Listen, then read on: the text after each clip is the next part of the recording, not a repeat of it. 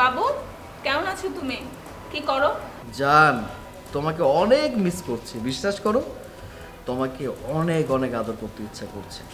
আর তুমিও না, তোমার বাসাটা ফাঁকা হলে আমাকে বলো না, তাহলে আমি বাসাটা চলে আসি, এসে তোমাকে ইচ্ছে মতো আদর করে আবার চলে আসতে পারি। আমারও না তোমাকে কাছে পেতে খুব ইচ্ছে করছে। তোমার শার্টের ঘ্রাণ আমার নিতে মন চাচ্ছে, কিন্তু তুমি তো আমাকে বিয়েই করতে চাও না। হ্যাঁ দেখো জান, আমি তো তোমাকে বিয়েটা করতেই চাই, কিন্তু আমি তো বেকার একটা ছেলে। তোমাকে বিয়ে করে কি খাওয়াবো? আমার কাছে তো কোনো টাকা পয়সা নেই।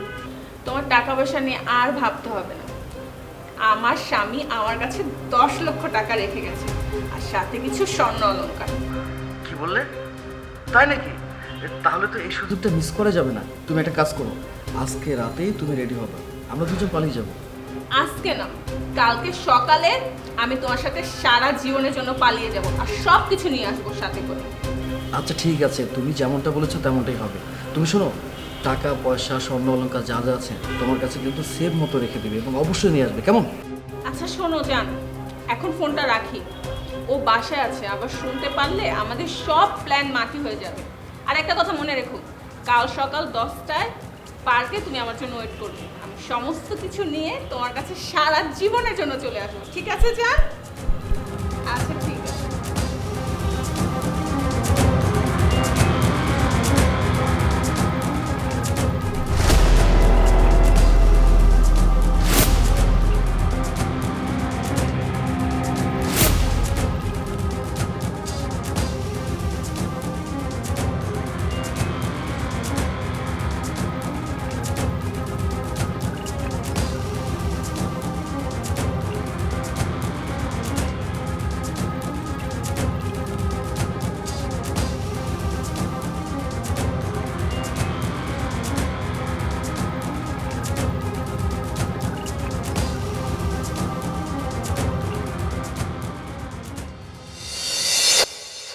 তুমি চলে আসছো? হ্যাঁ আমি চলে এসেছি।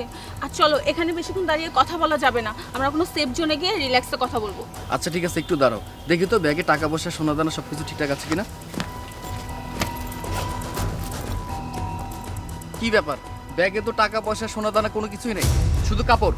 না না, তুমি বিশ্বাস করো, সবকিছু তো এখানেই ছিল, আমিও তো বুঝতে পারছি না। এই, তুই কি আমার সাথে মস্করা করতেছস, ফাজলামি করতেছস? না না, তুমি বিশ্বাস করো, আমি তোমার সাথে মিথ্যা কথা বলছি না। আমি তোমাকে সত্যি অনেক ভালোবাসি। আর সোনাদের না নেই তো কি হয়েছে, চলো আমরা বিয়ে করে ফেলি, আর বিয়ের পর আমি তোমাকে চাকরি করে খাওয়াবো। বিয়ে করব আমি? তোকে? তোর মতো মেয়েকে? হ্যাঁ, আমি তো তোকে ভালোবেসেছিলাম, মিথ্যে নাটক করেছিলাম তোর স্বামীর ধন সম্পদ টাকা পয়সা আত্মসাৎ করার জন্য।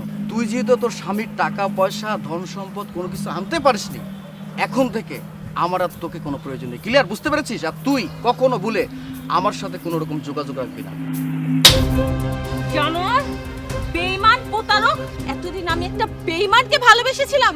আরে তোর জন্য আমি আমার স্বামীর সাথে কতটা ধোঁকা দিয়েছি, তাকে ঠকিয়েছি। আর সে আমাকে অন্ধের মতো ভালোবাসে।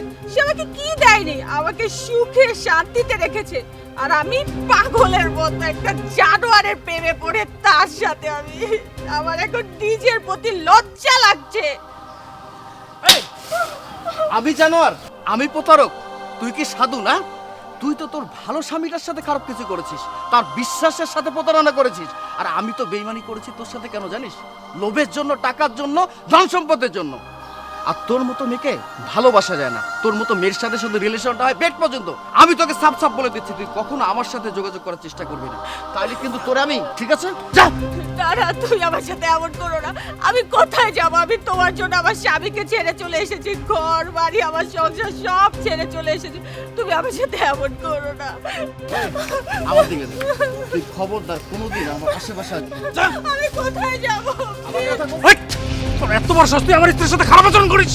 এই মিয়া, নিজের বউরে সামলাই রাখতে পারেন না, আর আমার গেঞ্জির কলার ধরতেছেন? মিয়া, নিজের বউটারে সামলান, ফালতু কথাকার। তুমি এখানে? হ্যাঁ আমি গতকাল রাতে তোমার সব প্ল্যান আমি দরজার আড়ালে বসে শুনি।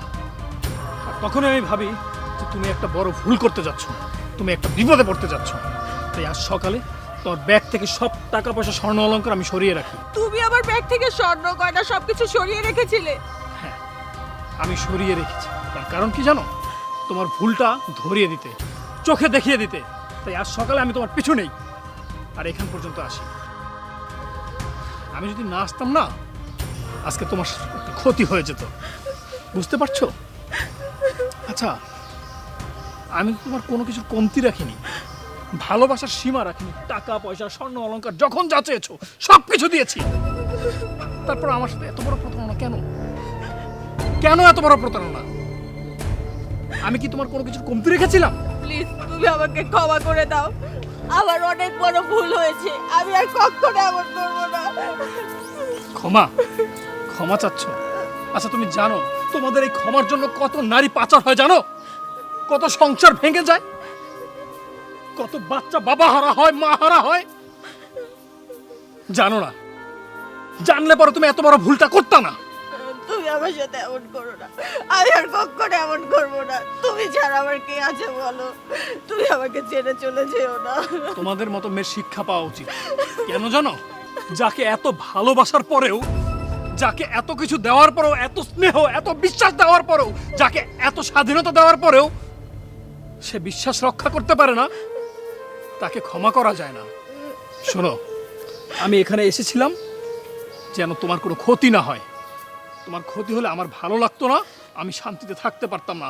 এইটুকু মানবতা বোধ আমার ছিল বিধায় আমি এই পর্যন্ত এসেছি। তবে আজকের পর থেকে তুমি আমার সাথে আর যোগাযোগ করার চেষ্টা করবে না। আমি ভেবে নেব আমার স্ত্রী মারা গেছে, আমার সাথে আর কোনো যোগাযোগ করবে না। না, না।